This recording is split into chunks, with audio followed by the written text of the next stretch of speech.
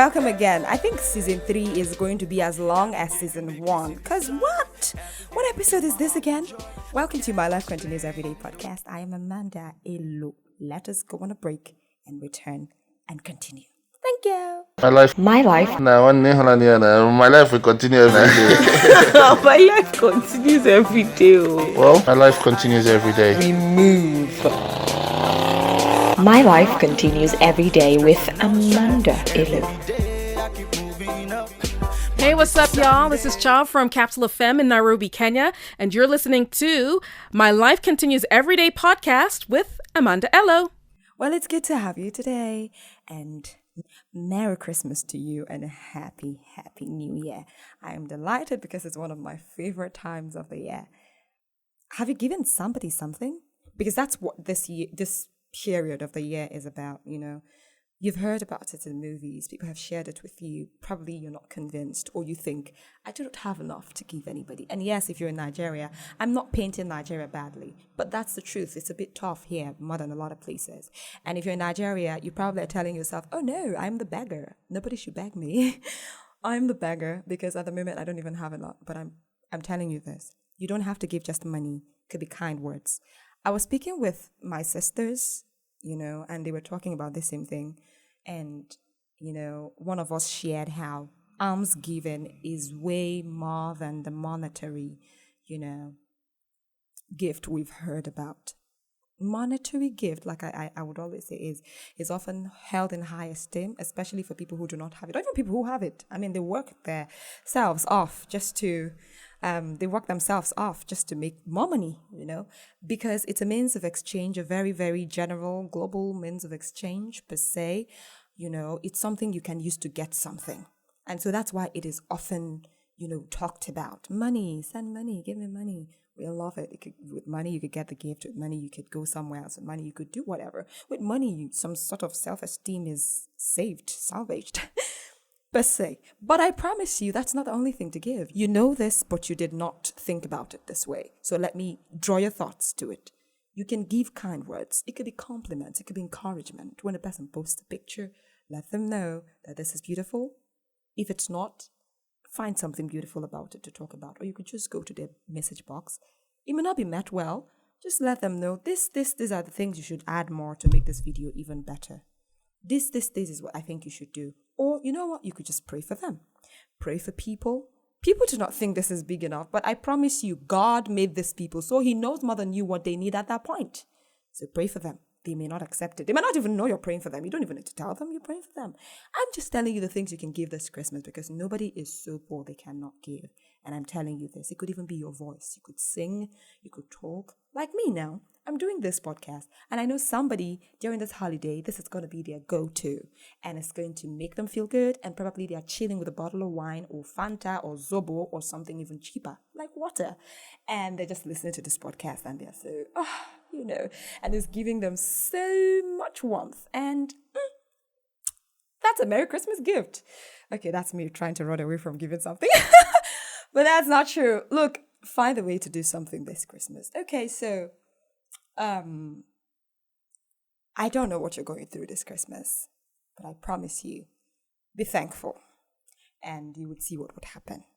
I'm saying this because it's happening in my life. Miracles, so many great things are happening, have happened, are happening. Things I never envisaged. Things that I thought were going to be, I'm just wishing these things come true. I did not know they would ever come true, and they're happening, and I'm grateful to God. And I promise you, Thanksgiving kept me all through the moments when I thought my life was going to end. Like, this whole thing is not making sense and everything. I was thanking God. I was being thankful to people around me too. Being thankful mostly to God because, oh, God. This year has been it. I actually think, in retrospect, I think this is one of the most productive years of my life. One of the productive years of my life. I shot my second short film this year. Did my poetry album. I did a second poetry. Oh, by the way, did I tell you all? Oh, yes. I released the second poetry album. That one is on Spotify now. So I'm on Spotify now. Apart from my Life Continues Every Day, I now have my poetry/creativity session. All you need to do is just type Amanda Elo and it will take you straight to that place. And you will see the second album. That was basically on love. It was a love story thing, I had 3 tracks there, 3 poems. So yes, I did 2 albums. Poetry. Do you know how I run away from spoken word poetry, even though I know I'm gifted and I know I can do it, and it's taken me to so many places, which I've shared here a lot of times. But I eventually braved it and I went on to record, and some of them were done by me. In fact, the second album was voiced, composed, voiced, produced by me and uploaded by me. Look at that, clap for me. But that's the thing, right? I was reading a book. It was a blog by a lady called Esosa. It's on Medium. I can't remember the name of that blog again. I'm so sorry, but her name is Esosa and it's on Medium. So she was talking about frog eating. She said she read it from a book or something. I think it was Joyce Meyer's book. Frog eating. Frog eating is you basically picking that hard part of life that you know that you're supposed to you're eventually going to do it all. It's important, but you've been keeping it somewhere, postponing and not procrastinating and all of that. But you eventually take it up. And that's how I've been able to record this podcast. And that's what I want to talk to you about. So frog eat. Go and find that thing that you've been pushing, you've been keeping somewhere in the garage. Oh, I'll do it. I know I will do it. I'm going to do that video, but not now. I'm going to record that podcast. Let's wait. I'm going to marry that woman who I love, who does not give me a reason to doubt that she loves me, and I know we will be together. And from prayers and everything, I have realized that she's the one I should spend the rest of my life with, but you're still stalling. Now is the time to make that move, because guess what? You're not the only man in the market. I promise you. Someone else loves her. And guess what? You don't want someone to get into, you know what, let's not talk about it, but just go do that thing and pray. I love to say that the Holy Spirit will not let you see mixed signals, just in case there's any mixed signal in your life. Go and frog eat. Start writing that story. I'm supposed to write a story, by the way, but I don't know why I've been stalling. So this is me too, being told. And yes, why not? I have so many beautiful stories now to share, and the bad ones too. But I'm going to share all of them and great things. So go frog eat. This is your sign to go and find that difficult thing that you've been, or it might not even be difficult. It's just in your to-do list, but you've been postponing and postponing. Now is the time. And 2025, you don't want to start without knowing what you want. That's exactly what happened to me in 2024. I started knowing what I wanted, but I wasn't sure I would achieve them. But guess what? I thank God for the people in my life. Somehow they just kept pushing, right? Somebody would just throw a random word. Hey, Amanda, when are you doing your next film? And that was how I did my second short film. Hey, Amanda, what's up, your poem? I did my poem. Hey, Amanda, this. And I told myself, I think I should do this. I should do that. And I did a lot of things. I know that I did a lot of things. And I remember telling you all about my dream coming to you. I did it in 2024 and I have not regretted. I promise you all, go and eat that frog is a metaphorical statement. Go and eat that frog. You just never know what you will start. You don't know what you will ignite. That's my message for you today. And so, in this light, I have a story to share with you. Another story. And guess what? It's from a man. Yeah, I always love it when men share their stories on this podcast, because we hardly hear from the men, and but it's beautiful. And this is not me. No. I appreciate all the ladies who have been sharing their stories. It's beautiful for a balance, so that somebody listening doesn't say, this is happening because it's their gender. Let them know that this could be them, whether you're a man or a woman. And that's it. So let's listen to this story, and I hope it inspires you. This person is still going through this. So this person shared the story sometime in November with me, and I am now going to share it with you. So please enjoy it. Hello, Amanda. First off, let me thank you for the opportunity to come on my Life Continues podcast. This would actually be my first time of being on a podcast, and it has taken me a while to come to terms that I'm doing this. So thank you very much for giving me the opportunity to speak about myself and my life thus far. Just to give a bit of context to the person I am, I'm a very restless, stubborn child. I was a restless, stubborn child. And, I found my way in the university, studied mechanical engineering. I didn't do so well, honestly. I had an uncle who was a mechanical engineer. I liked the way he carried himself. He was actually my idol. So I completely mimicked him, I stopped. So fast forward 2017, he was working on a new construction project. And he had been working on it for a while, but because of work, he wasn't around to supervise in person. And I was, nominated sort of by another family member since I was close by, to go and supervise. And since I was just finished final year, sort of, so that I keep busy while waiting for service. And that's how my journey into the construction industry started.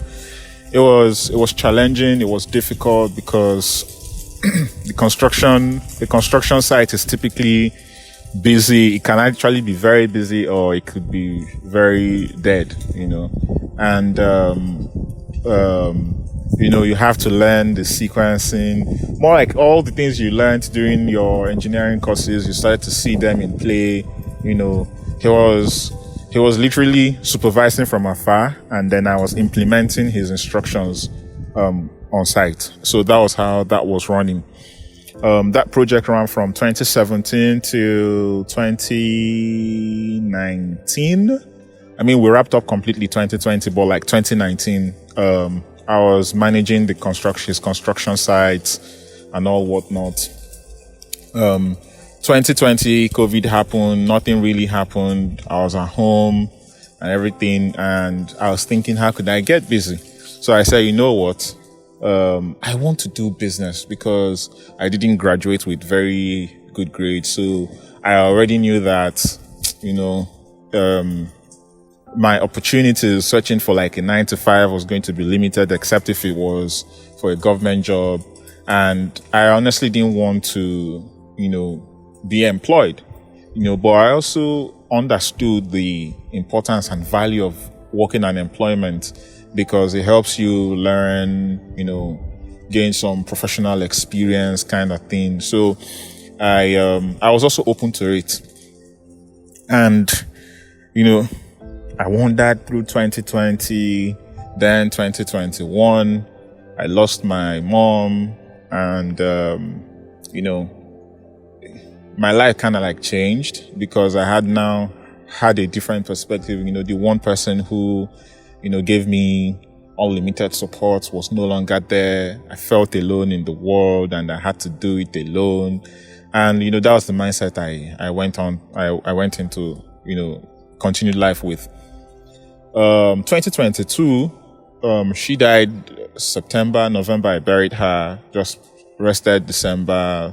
January 2022, I got a job to manage a construction site. This one, it's now a bigger project, and I've been on it since 2022 till date, where I basically do construction project management. Just in a layman's term, I'm the client's rep on site. So, I supervise, I do contract negotiations, material procurement, in charge of the security of the property, like supervise security, procurement of materials, kind of like thing. And we've been doing it. It's actually a big project of like 2 different event centers and an 18-room mini hotel. So I did that for like this period. That's what I've been doing. That's what I'm still doing, partly. But I still didn't feel, it didn't give me the satisfaction, because sometimes work is busy and everything, and then I'm happy, there's work going on, I'm working. I enjoy working with people. I enjoy leading teams and working in groups and teams. So the whole planning and execution is something I like.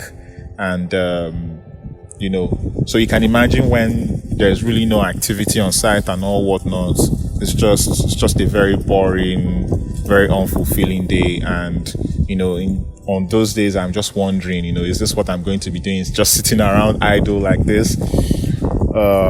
So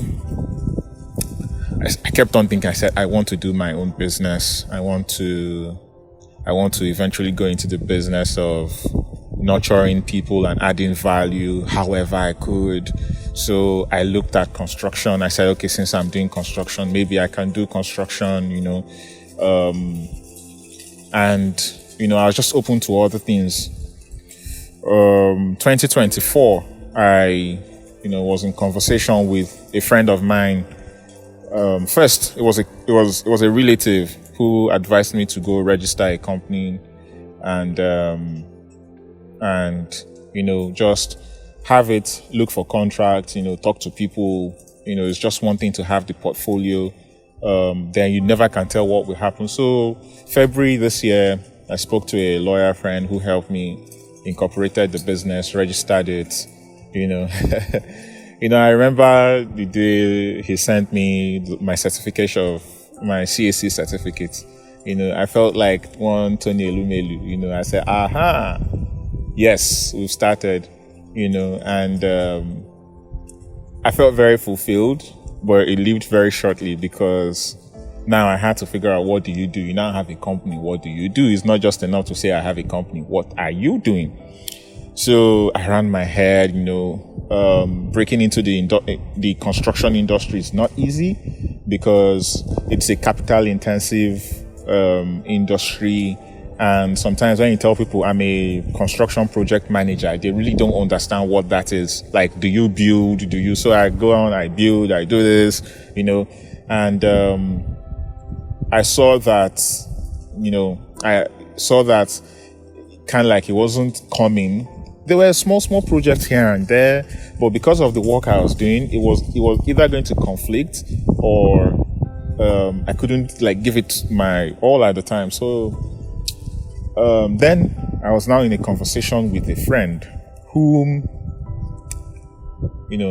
I went to visit in his house and we were talking now, telling him like, look, see, I do this construction thing.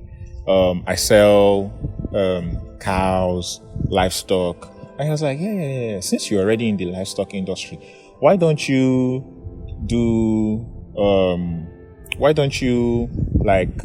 get a group of people together, instead of them to buy beef in the market, why don't you process it for them, share it for them, scale it, and then the little, just add a little thing that you making it. It's a good start, And I was like, oh yeah, that's a good idea. And I ran with that. And the first one, under 2 weeks, it blew my mind. I won't even lie, but it was with his influence because he has a lot of contacts, so he helped me push it.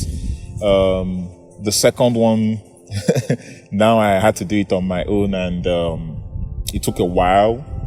I'm on the third one now, and still rolling. And then just like that, that kept going. A friend of mine, also mentioned, that he's planning a wedding. That I said, why not? Sure, I can help you. I've been in charge of planning and executing burials, so it's still project management. I'm a project guy, so just looking at it from a project, I can help you do this, plan the wedding. And I worked with him briefly, and everything went well. April of this year, he got married, and that was my first event. And on the day I was the event planner, crazy, But for me, it just is in line with my desire to run projects, to add value to people and help nurture people in different perspectives. So I've tried it in construction, tried it in events, I'm doing it in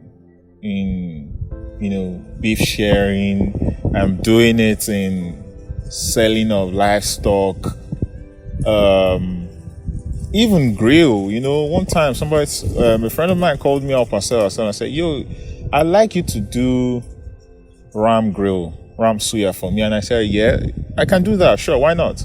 So I have a principle, never leave money on the table. That's one, never leave money on the table. And two, when you ask me, can you do it? Honestly, I take a second back and I think about it, because I'm a projects guy. If it's something I can view as a project, I can do it. If it is something I can view as a project, I can do it. Then I say, yes, I can do it. And then I go and figure out how to do it. So because I know that everything that needs to be done, there are things that are same.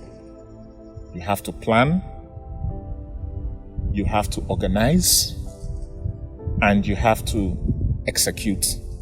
And oftentimes the most difficult part is the planning and organizing, because if you plan properly and organize properly, then execution is basically just plug and play.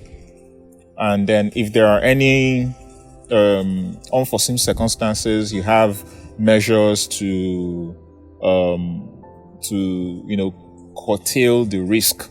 So that's how I got into grill. I do that and I'm pushing that. But I mean, this is just a summary. It's really not as simple and as easy, because as somebody who, thinks of himself as a solution to problems, as a solution to problems, I'm jumping from one thing to the other. And I understand the importance of sticking to one thing and doing it long enough and well enough that you get known for it.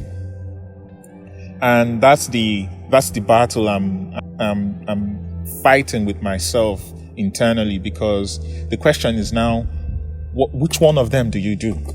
Really, which one of them do you settle down to do? And, you think, okay, you're doing this one, and then there's a gig that comes in this other aspect. And I'm like, you have this principle of do not let money on the table. Do not leave money on the table. You have to, get this thing. As long as the deal is good and I'm sure I can deliver it, sure, why not? So, that's how I've been going about it. In recent times, it's been a bit difficult at work, office politicking and everything. So I feel like, I've come to the end of this stage. I've, practically seen the project out of the troubled times, and a bit of misunderstanding with my boss here and there in terms of conflicting interests. So I thought about it. It's time to move on. And, just when I thought, okay, I had business and I'm focusing on my business, I want to do grill, I want to set up like a restaurant and all that kind of stuff on my bucket list to do, an idea and an offer comes in, and now I'm considering going to a culinary school to learn chefing. And it's something I'm excited about. I'm looking forward to. I don't know how it's going to be, but I'm also learning to trust myself in the process. I'm also learning to avail myself of the opportunity to just learn. Because if there's one thing I always want to be, is to be a professional and to be versatile. I want to know a lot of things. I've tried tech. I don't have the concentration level for tech. So, I figured out that, maybe food, cooking. As a child, I loved food a lot. And I'm quite familiar with the kitchen. So why not? Why not try it? It's something I can do by myself, for myself. And anything that involves getting my hands dirty, count me in. So I said, you know what? Why not do this? And that's what I'm looking up to now. So I'm hoping it goes well. But it really is not easy, because there are days when there's self-doubt. There are days when there's the imposter syndrome. There are days when results don't come out the way you want it. You're not communicating properly.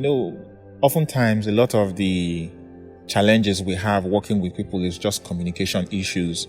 And, if you are an effective communicator, then you have a huge skill at your hand, because you don't want to imagine the number of people who find it difficult to communicate, or who just have problems with communicating with their bosses or with their co-workers.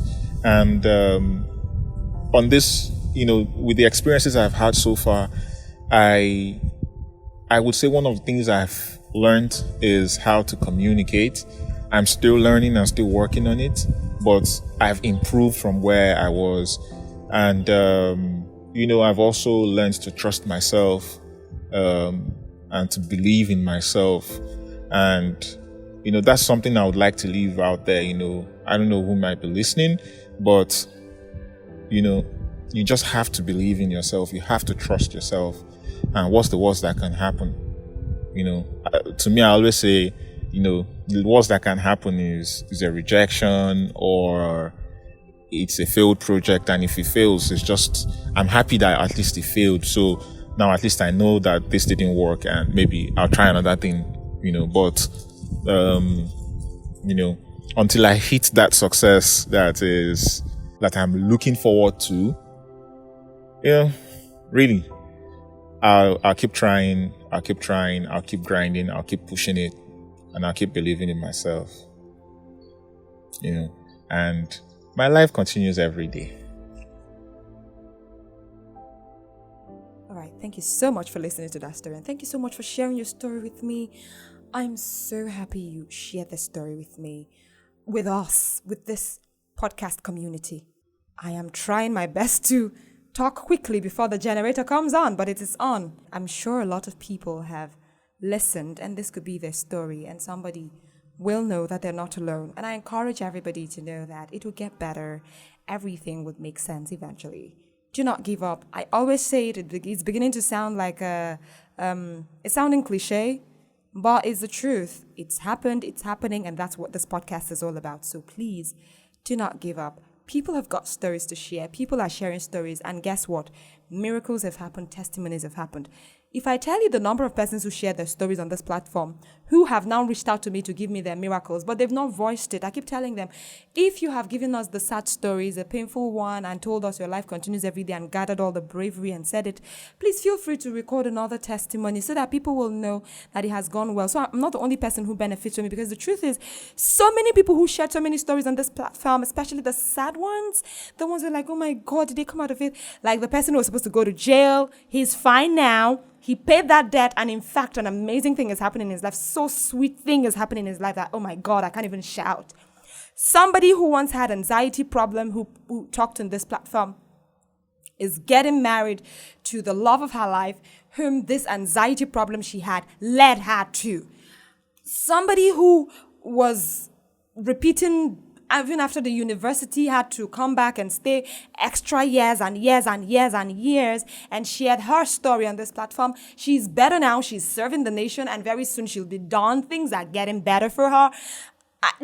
I'm not at liberty to say all the things, but I promise you, beautiful things are happening, because they don't come back all the time to share their testimonies, which I cannot force anybody to do. But I hope that when you share your story, especially the sad ones, the troubling ones, and there's a testimony, please come back and share with the people so they know that it is not always sad. My podcast is not a sad place. It's just a realistic home where people share what's happening to them in the world and how they navigate part of their lives, time of their lives, phase of their lives, and what happened eventually. But you know what? I'm going to keep giving my own testimony, and I hope it is enough for you. And I appreciate those who come back to always give us testimonies, or who tell us, who give us updates on the situation. It doesn't even have to be some, perfect end of the story. because your life continues every day until you're gone. It keeps going. It could be another thing. It could be, so just please, I appreciate people who share their stories and still come back to give us updates and all of that. And I know that these people are busy and some days they cannot share everything. But, well, if you're listening to this and you're one of those who ever shared a story here, please feel free to come back and give the testimony. It's always amazing. So thank you, the one who shared his story today. We appreciate you and we love you. Thank you so much for deeming us fit to hear your story, and we hope it gets better from here on. Thank you so much, guys, for listening. I'm Amanda Elo, and today's podcast, I don't know, it's making me feel good because I'm feeling good right now. Like I'm in that phase of my life where God, oh Lord, a lot of miracles have happened, and I'm so grateful, and thank you, Jesus. And I hope you say the same too. Merry Christmas, a prosperous New Year. Compliment of the season. Enjoy yourself. God bless you. May His angels protect you. Do not forget to share your stories on my email. If you via email, I beg your pardon, you shouldn't exceed 7 minutes, Just tell your voice story. You could cut it into bits. If you want to say 100 minutes, but just keep cutting it 7 by 7 and sharing it, we're going to find a way to be putting it in different episodes like that, right? So I don't want you to restrict yourself. But just because you cannot share such a large file via email, 7 minutes is like the most recommended, or 8 minutes most. I am amandaelo@gmail.com is the email to send your story to. Or you could just find me on Spotify, leave a comment, and I could just let you know where to come to and how to send your message or send your voice story. And yay, that's it. So you have yourself a lovely day. God bless you. And may you have a wonderful new year. And go eat that frog. Go eat that frog. Don't let it be in the cupboard. Go eat that frog. Be brave enough to eat that frog. Start somewhere. And I pray God will be with you to finish the race with you, like He has been with me. And I've been so delighted since I've been, I'm just so happy. Really. Thank you, guys. Okay, let me stop here. I'm Amanda Elo, and my life continues every day. Share this podcast with everybody. Love you. I'm living a good life, no stress and no strife. Every day I keep moving up, Monday to Sunday, steady balling. If you can be one nature, I'm a winner.